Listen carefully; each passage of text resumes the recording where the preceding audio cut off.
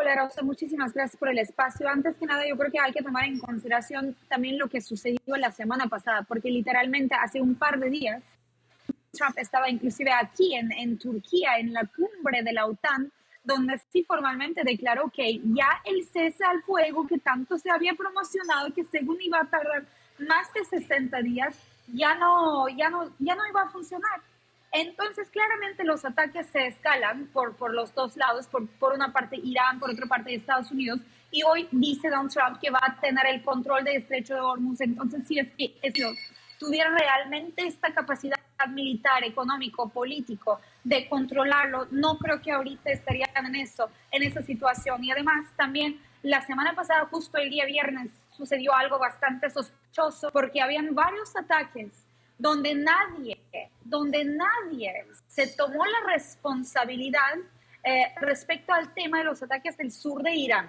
Entonces Donald Trump dijo, eso no es Estados Unidos, dijo, esos son los países del Golfo, pero los países del Golfo tampoco toman responsabilidad y estamos hablando de Kuwait, de Bahrein, estamos hablando de Qatar, justo los países que cero les convendría en este caso lanzar un ataque directo a Irán porque Irán podría tener una represalia bastante fuerte. Entonces yo creo que la coyuntura de esta semana es bastante preocupante en términos de la guerra, en términos de la escalada militar, y Donald Trump claramente necesita ahorita un discurso para convencer a su propio público y decir, nosotros vamos a tener el control del Estrecho de Hormuz, cuando realmente es una cuestión bastante complicada, porque en la cumbre, la semana pasada en la cumbre de la OTAN, Donald Trump estaba otra vez comprometiéndose con la paz, comprometiéndose con más cooperación, pero se van a tener que dialogar con Irán, y ni siquiera solo con Irán podrían obtener esa paz, porque mientras tanto Israel nunca se ha parado de lanzar más ataques al Líbano y lanzar más ataques inclusive hacia los grupos paramilitares de Irán.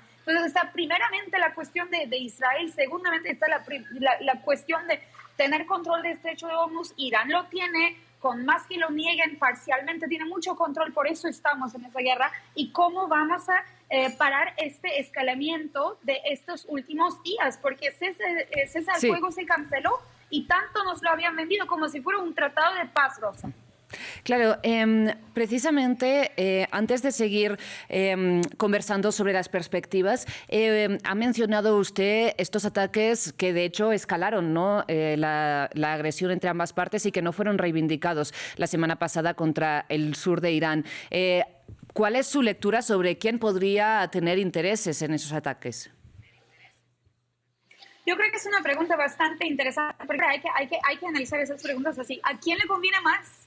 Claramente estos ataques convienen más a Estados Unidos porque el ataque no fue dirigido hacia Teherán, fue dirigido particularmente hacia el sur de Irán, donde están justo las bases, fundamentos de sus drones, de sus diferentes tipos de elementos nucleares. Entonces claramente fue un ataque para debilitar el control que Irán tiene sobre el Estrecho de Hormuz. Entonces eso claramente conviene a Estados Unidos, pero no les convendría confesar que fueron ellos. Simplemente dijeron, a lo mejor fueron los estados del Golfo, pero los estados del Golfo también dependen de Estados Unidos, porque allá están decenas de bases militares estadounidenses en estas tierras. Entonces, a mí se me hace bastante complicado que un estado como Bahrein, como Kuwait, tomara una decisión independientemente de Donald Trump, sin consultar a Estados Unidos, y lanzara ataques directamente a Irán, cuando sabe perfectamente que Irán también es un estado que tiene una estrategia asimétrica donde no tiene nada que perder, y abiertamente había dicho, a mí me lanzan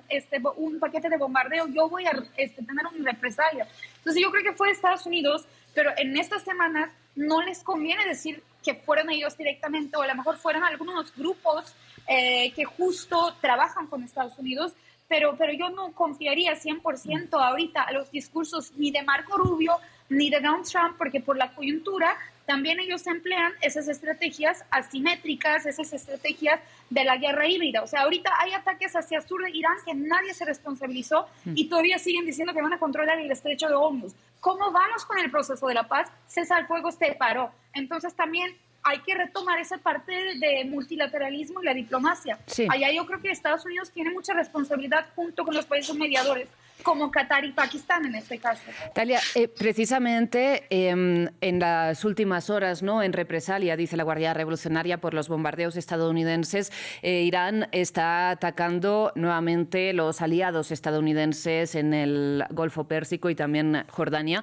Le pregunto, ¿qué resultados da para Irán este tipo de respuesta?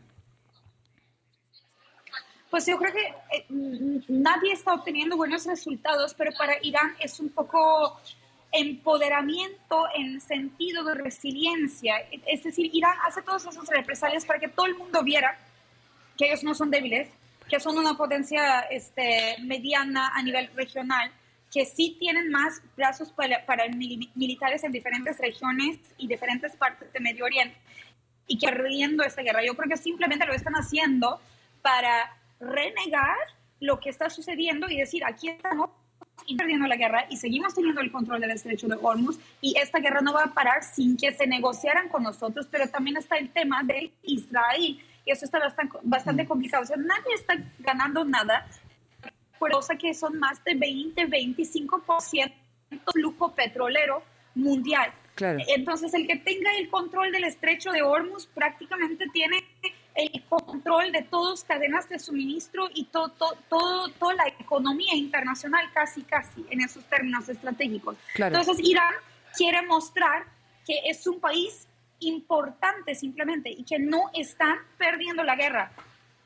Claro, y Talia, muy rápidamente, porque nos quedamos sin tiempo, le pido, a su parecer, ¿por qué los hutíes no están cerrando el estrecho de Bab al-Mandeb, que también es un paso crucial, ¿no?, la salida del Mar Rojo al Índico prácticamente desde el Mediterráneo?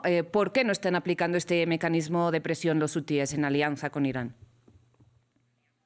Yo creo que es más interesante porque simplemente los hutíes también estarían aplicando esas estrategias y también ese estrecho también podría parar ahorita todas las cadenas internacionales, pero a lo mejor tampoco les conviene en este momento parar todos esos flujos, porque acuérdate que, por ejemplo, China compra más del 60% de petróleo de Irán, por ejemplo. A China también le convenía ese proceso de paz. Entonces yo creo que esos grupos como hutíes a lo mejor no quieren ahorita parar a todo el flujo, o no quieren hacer algo radical, porque ahorita estamos en el proceso de escalamiento. Tampoco esa guerra se escaló a una guerra mundial.